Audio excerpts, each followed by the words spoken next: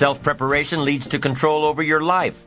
Whenever you prepare correctly, taking all of the steps you're supposed to take, doing everything in your power to stay on track, whenever your preparations lead to success, achieving your goals, you reinforce the disciplines that got you there.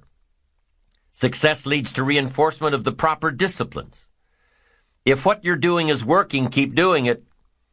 If what you're doing isn't working, change it. When you are doing all that you can possibly do and are successful at reaching your expectations, keep doing it. Success is a reinforcement. Psychologists call this positive reinforcement. We all know about positive reinforcement. That's how we train our dogs. That's how we teach our kids.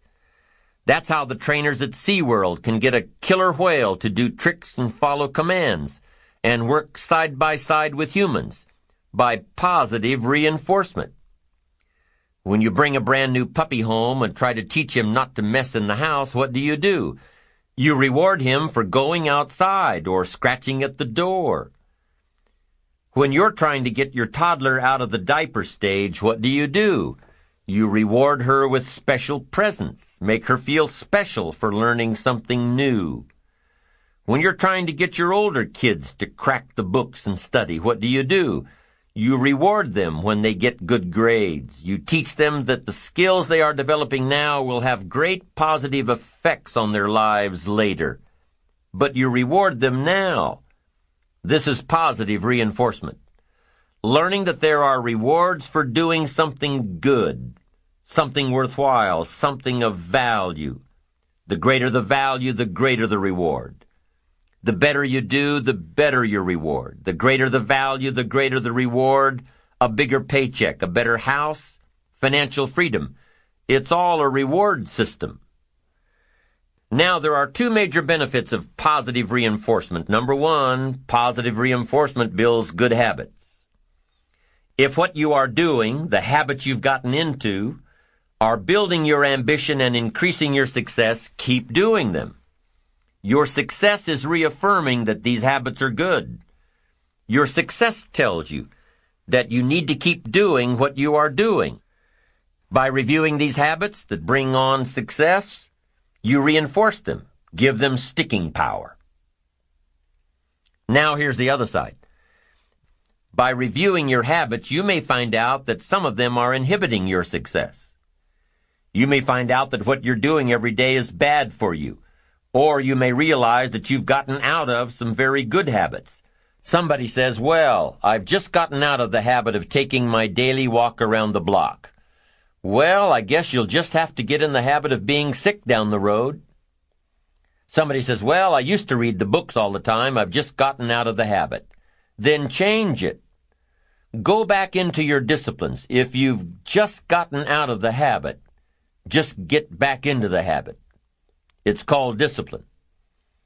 If it doesn't work, don't do it any longer.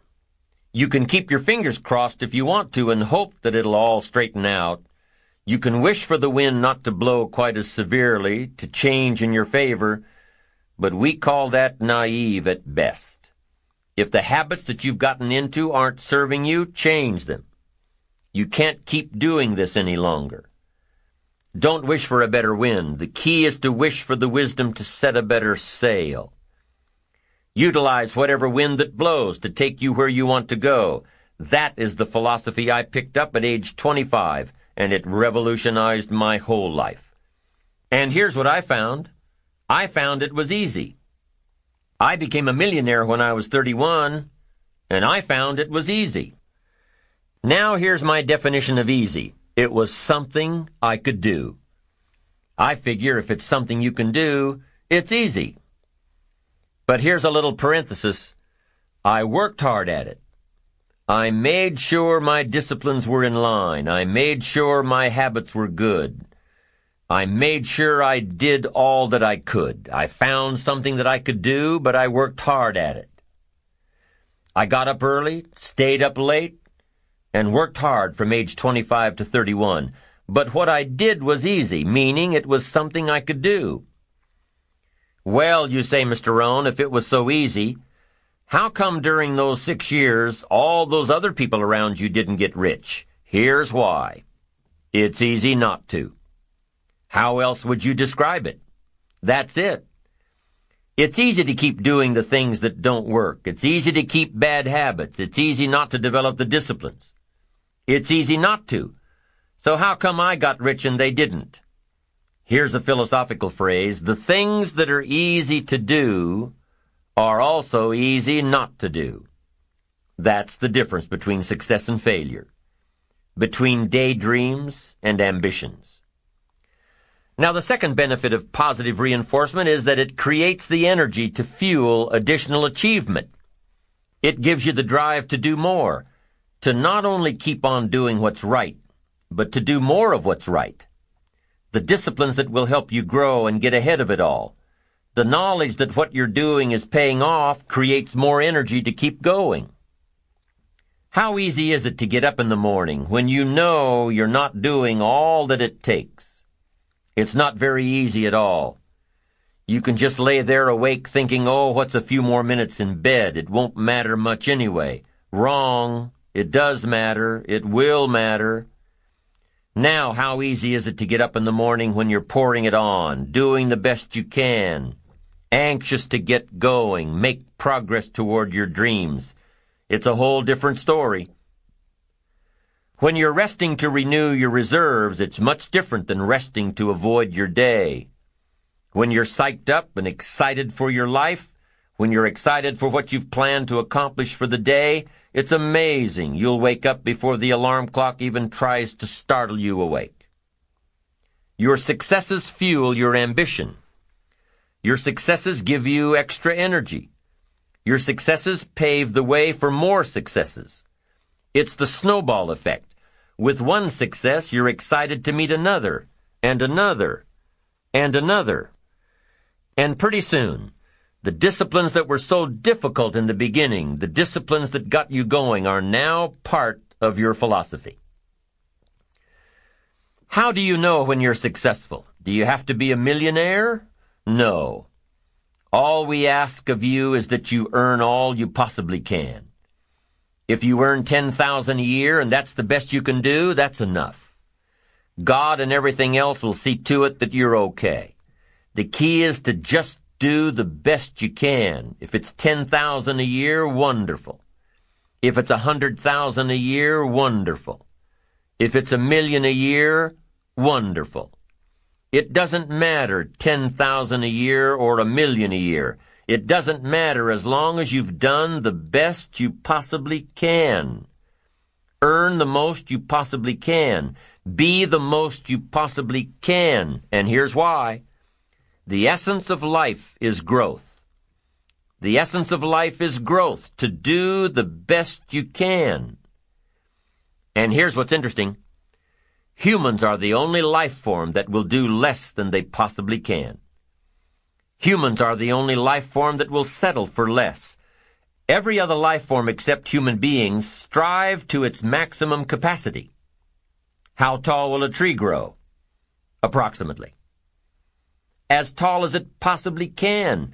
You never heard of a tree growing half as high as it could. No, trees don't grow half. Trees send their roots down as deep as possible, stretch their limbs up as high as possible, produce every leaf possible and every fruit possible. As a matter of fact, you never heard of a human physically growing half. We keep growing until we're done. Now that's a part of life we can't control. It's genetically coded. And that's probably why we keep growing till we're done. Because we can't control that part. It's the rest of our growing that we control. The growing of our minds, the expansion of our minds, that we can control. And that's what tends to get away from us. All life forms inherently strive to their max except human beings. Now, why wouldn't human beings strive to their maximum possibility? Here's why. Because we've been given the dignity of choice. It makes us different than alligators and trees and birds. The dignity of choice makes us different than all other life forms. And here's the choice. to become part of what we could be, enough to get by, or to become all that we can be. My best advice for you is to choose the all.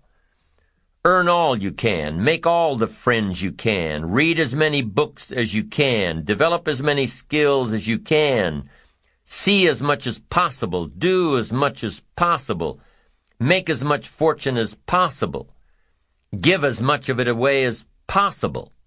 The max. There's no life like it. I'm telling you, once I got on track, I've never looked back. Pick up the challenge. Go for it. Take the best of the two easies. Take the root of it's easy to get ahead. It's easy to do all you can. It's easy to succeed. It's easy to have financial freedom. The more you do, the more you get. So the two primary benefits of positive reinforcement are, number one, to build good habits, and number two, to create more energy to fuel your ambitions, your desires, your achievements. How can you isolate what's working for you and what isn't? How can you make sure that you are reinforcing your positive disciplines? Well, if it isn't apparent, easy to see right away, if what you're doing is happening in such small increments that you're not sure if you're on track, then you need to be writing it down. You need to keep a journal anyway. But if you really aren't sure that what you're doing is making measurable progress, you need to keep a written record. You need to write down everything that may be relevant in your day. What you did, who you saw, what you felt, how it may or may not affect you now and in the future. The best way to track your activities of the day is to write them down. The best way to track your activities of the week is to write them down. The best way to analyze your progress through the year is to have written it down. Why? So you can look back on it. Because by keeping a written record of your life, you will be more accountable. By putting into writing the action steps that you have planned, you will easily see what works and what doesn't. Most people just try to get through the day, never writing anything down, never keeping track of their progress along the way, never really knowing if they are doing all they can to reach their goals, to drive their ambition. But gifted people learn to get from the day. They don't let a day end without picking up some valuable experience, some emotional content, some idea that may positively affect their future. To get the most from a day, to learn the most from a day, you need to be able to reflect on the day. And how can you reflect on a day unless you record it in history? How can you possibly reflect on a week unless you can look back and analyze it? How can you learn from past mistakes and bask in the past successes unless you write it all down? There's something magical in writing out a problem. It's almost as though when you start writing it out, you start figuring out ways to make it work.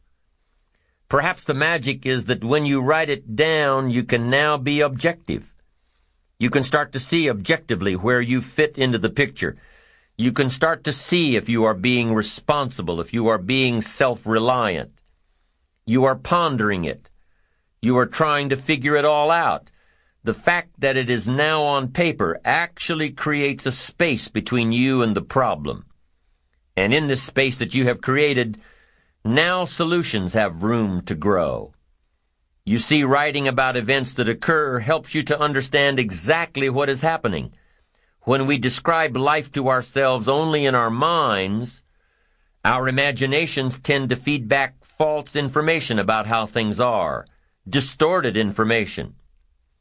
Sometimes our creativity can create scenarios that really don't exist at all, if we keep the information just in our mind.